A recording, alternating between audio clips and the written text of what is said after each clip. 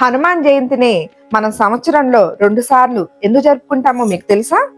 అసలు హనుమంతుడు ఎప్పుడు జన్మించాడు?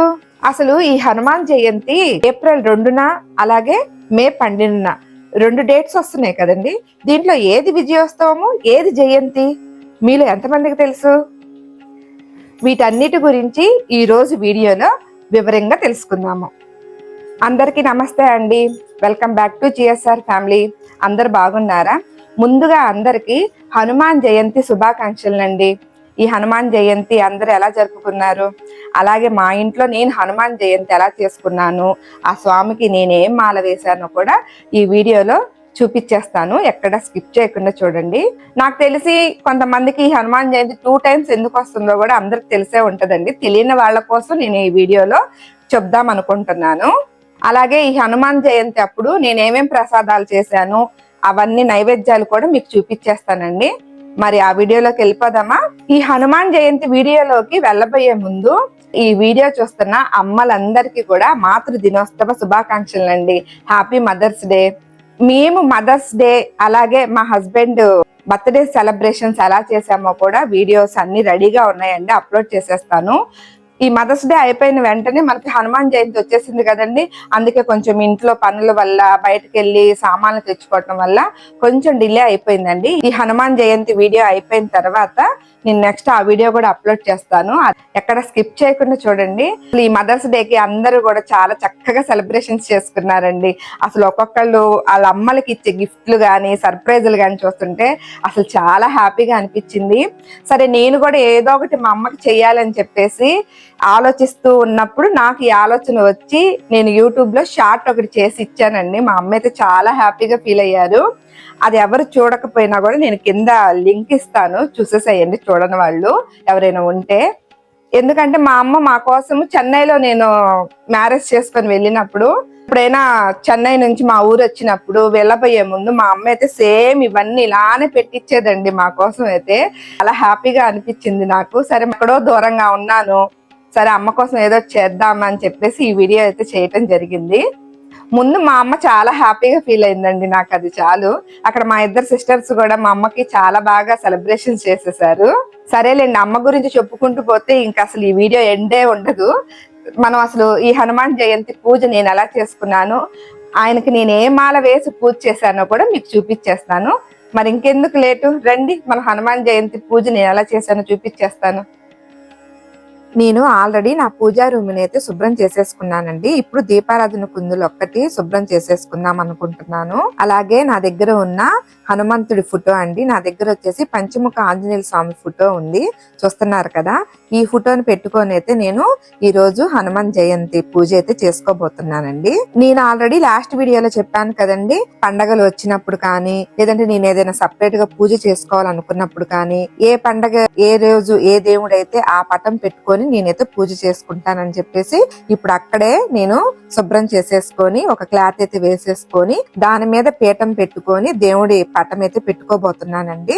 ఈ పీటకు కూడా పసుపు రాసేసుకొని కుంకుమ బొట్లు పెట్టేసేసుకొని ఇప్పుడు ఈ పీట పైన స్వామి వారిని అయితే పెట్టుకుంటానండి. స్వామివారి పటాన్ని కూడా శుభ్రం చేసేసుకొని గంధము కుంకుమ బొట్లు పెట్టేసేసుకుంటున్నానండి. చూడండి, స్వామివారికి కుంకుమ బొట్లు పెట్టగానే ఎంత మంచి కళ వచ్చిందో. అలా స్వామివారిని పీట మీద పెట్టేసేసుకున్న తర్వాత నా దగ్గర ఆంజనేయ స్వామి యంత్రం ఉందండి, దానికి కూడా నేను గంధము కుంకుమ బొట్లు పెట్టేసేసుకొని పూజలో పెట్టుకుందాం అనుకుంటున్నాను. ఇది వరకు మా ఇంటి ముందు వీరబ్రహ్మేంద్ర స్వామి వారి యంత్రం ఉండేదండి, అదేంటంటే ఇంకా పాడైపోయిందండి. అందుకని అది తీసేసేసి ఇప్పుడు ఈ ఆంజనేయ స్వామిది అయితే పెట్టేసేసుకున్నాము ఇంటి ముందు అని చెప్పేసి. దీనికి కూడా మరి పెట్టే ముందు పూజ చేసుకోవాలి కదండి, అందుకే పూజలో పెట్టేసేసుకొని ఇంటి ముందు పెట్టుకుందాం అనుకుంటున్నాను. అసలు ఈ రోజుల్లో చాలా మందికి దిష్టి తగలటం వల్ల పనుల్లో ఆటంకాలు రావటం, అనారోగ్యం కలగటం జరుగుతూ ఉంటాయి కదండి. అటువంటి నరదృష్టిని పోగొట్టడానికి హనుమంతుని శక్తివంతమైన యంత్రం అద్భుతంగా పనిచేస్తుందండి. నేనైతే వీటిని కొంచెం ఎక్కువగానే నమ్ముతానండి, నమ్మకం ఉన్నోళ్ళకి చెప్తున్నాను. అందరి దగ్గర ఇలాంటి యంత్రాలు ఉండవు కదండి. ఇలాగ యంత్రాలు లేని వాళ్ళకి ఇక్కడ నేను కొన్ని మంత్రాలు అయితే చెప్తున్నానని, హనుమంతుడివి పవర్ఫుల్ మంత్రాలు అన్నమాట. వీటిని స్క్రీన్ షాట్ తీసుకొని సేవ్ చేసుకోండి, లేదంటే కింద నేను డిస్క్రిప్షన్ లో ఇస్తానండి, ఒక్కసారి చెక్ చేయండి. ఈ మంత్రాలను స్పష్టంగా పఠించి ఈ మంత్రాన్ని రోజుకు కనీసం 5 సార్లు వినడం లేదా పఠించడం వల్ల మీ చుట్టూ ఉన్న ప్రతికూల శక్తి తొలగిపోతుందండి. సరే, ఇంకా పూజలోకి వద్దాము. ఇక్కడ విఘ్నేశ్వరుని కూడా పెట్టుకుంటున్నానండి, ఎందుకంటే మొట్టమొదటిగా విఘ్నేశ్వరుడికి పూజ చేసుకున్న తర్వాత ఏదైనా పని ఆరంభించాలి. చామంతి పూలు తెచ్చుకున్నానండి. ఈ పూలతో నేను అక్కడ పటాలన్నిటికీ కూడా పూలు పెట్టేసేసుకొని అలంకరణ అయితే చేసేసుకుంటున్నాను. పూలు పెట్టగానే అసలు దేవుళ్ళకి ఒక మంచి కళ అయితే వస్తుంది కదండి. అక్కడ అలంకరణ అయిపోయాక ఇవి వచ్చేసి పచ్చని పప్పు అండి, నేను నైటే నానబెట్టేసేసుకున్నాను. ఒక టీ గ్లాస్ అంత పోసేసుకున్నానండి పూర్ణాలు చేద్దామని చెప్పేసి. ఇప్పుడు పప్పునైతే ఉడకబెట్టుకుందామని చెప్పేసి దాంట్లో కుక్కర్ లో వేసి పొయ్యి మీద అయితే పెట్టేసేసుకున్నాను. ఒక పక్క నైవేద్యాలు ప్రిపేర్ చేసుకుంటానే మరొక పక్క దేవుడికి సంబంధించిన అలంకరణ సామాగ్రిలు అలాగే దీపారాధన కుందులు అన్ని కూడా శుభ్రం చేసేసుకొని బొట్లు పెట్టేసుకొని దాంట్లో ఆయిల్ ఒత్తులు వేసేసుకొని రెడీ చేసుకుంటూ ఉన్నానండి. ఇక్కడ నేను ఆయిల్ లో కొంచెం అత్తరాను జవ్వాది పౌడర్ కూడా వేస్తున్నానండి, మంచి స్మెల్ వస్తుంది అని చెప్పేసి. దేవుడి దగ్గర కూడా మనకి ఆ పాజిటివ్ వైబ్ రావాలంటే ఇలాంటి జవ్వాది పౌడర్ అత్తర్లు కూడా వేసుకొని చేసుకోండి. అలాగే పచ్చకర్పూరం కూడా కంపల్సరిగా వేసుకోండి. అసలు గుళ్ళో ఉన్న ఫీలింగే వస్తుంది మనకు అసలు పూజ గది మొత్తం కూడా. అలాగే నేను ఇక్కడ ఈ చామంతి ఆకులండి శుభ్రం చేసేసుకొని, చాలా పెద్దగా ఉన్నాయి కదా, తమలపాకులు తెచ్చుకొని రాసి పెడదామన్న ఆలోచన నాకు తర్వాత వచ్చిందండి, మర్చిపోయాను. అయ్యో తమలపాకులు తెచ్చుకోవాల్సిందే అనిపించింది. ఇంకా తమలపాకుల ప్లేస్ లో ఈ చామంతి ఆకుల మీద శ్రీరామ అని చెప్పేసి సింధూరంతో రాసి ఇలాగ దేవుడికి అయితే అలంకరణ చేశానండి. నేనైతే ఒక 3 ఆకుల పైన శ్రీరామ అని రాసి దేవుడికి అయితే ఇలా అలంకరించుకున్నానండి. అసలు మన ఆంజనేయ స్వామికి ఏమి చేయాల్సిన అవసరం లేదండి, శ్రీరామ అని రాసి ఆయన పాదాల దగ్గర మనం కూర్చొని ఆ రామనామం జపం చేస్తే చాలండి, ఆయన పొంగిపోతాడండి. అలాగే మనల్ని కరుణిస్తాడు కూడా. అలాగే ముందు రోజు నైటే నేను వడకు కూడా ప్రిపేర్ చేసుకొని పిండి వేసుకొని ఫ్రిడ్జ్ లో పెట్టేసుకున్నానండి.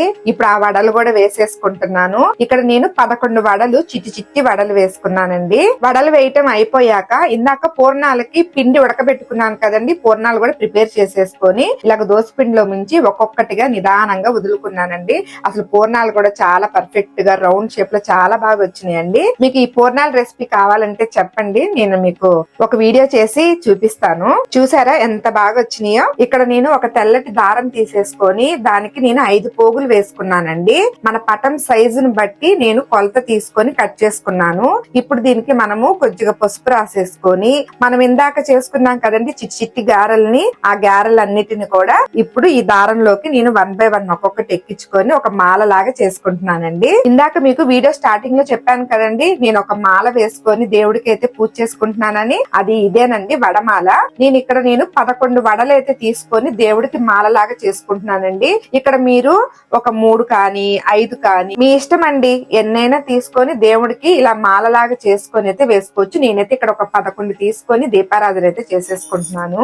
ఆ వడమాల అలా దేవుడికి వేయగానే చూడండి ఎంత నిండుగా బాగా కనిపిస్తున్నాడో, చాలా బాగా అనిపిస్తుంది కదండి. అందరి ఇష్ట దైవం ఆంజనేయ స్వామి. ఆయన పుట్టినరోజు గురించి చాలా మందికి కొన్ని సందేహాలు ఉన్నాయి. పురాణాల ప్రకారం అసలైన తేదీ ఏదో ఈ రోజు చూసేద్దామా. హనుమంతుడి జీవితంలోని 2 ముఖ్య ఘట్టాల వల్ల ఈ పండుగను 2 సార్లు అయితే జరుపుకుంటూ ఉంటామండి. హనుమంతుడి జన్మదినం మే 12. అసలైన హనుమాన్ జయంతి ఈ రోజునే జరుపుకుంటారండి. పరాశర సంహితలో పేర్కొన్న ప్రకారం హనుమంతుడు వైశాఖ మాసంలో బహుళ పక్ష దశమి తిథి నాడు జన్మించారంట. ఈ రోజున పూర్వభద్ర నక్షత్రం ఉంటుంది కాబట్టి శాస్త్రంగా హనుమంతుడి పుట్టినరోజు లేదా అసలైన జయంతిని వైశాఖ దశమి నాడే జరుపుకోవాలి. ఇదే అసలైన హనుమాన్ జయంతి. మరి ఏప్రిల్ 2న వచ్చే హనుమాన్ జయంతి గురించి తెలుసుకుందామా. దాని హనుమాన్ జయంతి అనరండి, హనుమాన్ విజయోత్సవం అంటారు. మరి చైత్ర శుద్ధ పౌర్ణమి నాడు ఎందుకు వేడుకలు చేస్తారు? ఏం లేదండి, సీత అన్వేషణ కోసం లంకకు వెళ్లిన హనుమంతుడు విజయాన్ని సాధించి తిరిగి వచ్చిన రోజు అది. అందుకే చైత్ర పౌర్ణమిని హనుమాన్ విజయోత్సవంగా జరుపుకుంటారు. చూశారుగా, హనుమంతుడి జీవితంలోని 2 ముఖ్య ఘట్టాలను మనం పండగలా జరుపుకుంటాం. ఒకటి ఆయన జన్మదినం, రెండోది ఆయన సాధించిన విజయం. కానీ ఇక్కడ చాలా మంది 2 హనుమాన్ జయంతిగా చెప్పుకుంటూ ఉంటారండి. అసలు మే 12న హనుమాన్ జయంతి అని, ఏప్రిల్ 2న హనుమాన్ విజయోత్సవం అని చెప్పుకోవాలండి. చాలా మందికి తెలియక తెలియక హనుమాన్ జయంతి ఏంటి 2 times వచ్చిందని చెప్పి చాలా మంది కన్ఫ్యూజ్ అవుతూ ఉంటారు. ఈ వీడియో ద్వారా మీ అందరి డౌట్లు అయితే క్లారిఫై చేశానని అనుకుంటున్నానండి. మీతో ఈ హనుమాన్ జయంతి విజయోత్సవము ఎలా వచ్చినాయో చెప్పుకుంటూ నా పూజను అయితే కూడా కంప్లీట్ చేసేసుకున్నానండి. ఇంకా దేవుడి దగ్గర నైవేద్యాలు పెట్టేసేసుకొని హారతి తీస్తున్నాను. ఈ ఒక్క రోజే కాదండి, ప్రతి రోజు కూడా హనుమాన్ చాలీసా చదువుకోండి, అలాగే రామనామం జపం కూడా చేయండి. అసలు మీరే మంచి ఫలితాలను చూస్తారండి. నేను చెప్పిన హనుమంతుని మంత్రాలు కూడా ప్రతిరోజు 5 సార్లు వినండి లేదా చదవండి, చాలా మంచి ఫలితాలు వస్తాయండి. ఈ హనుమంతుడి కృపా కటాక్షాలు నాతో పాటు మీ అందరి కుటుంబాలకు కూడా కలగాలని మనస్ఫూర్తిగా కోరుకుంటున్నానండి. ఈ వీడియో మీ అందరికి నచ్చినట్లయితే లైక్, షేర్, కామెంట్ చేసేసి కొత్తగా చూస్తున్న వాళ్ళైతే సబ్స్క్రైబ్ చేసేసుకోండి. నెక్స్ట్ వీడియోలో మేము ఒకే రోజులో 2 సెలబ్రేషన్స్ అయితే చేసుకున్నామండి. చెప్పాను కదండి, ఒకటి మదర్స్ డే అను, ఇంకొకటేమో మా హస్బెండ్ ది బర్త్డే సెలబ్రేషన్స్. అవి ఎలా చేసుకున్నాను ఏంటనేది మీకు నెక్స్ట్ వీడియోలో అప్లోడ్ చేసేస్తానండి. సరే మరి ఉంటానండి, బాయ్.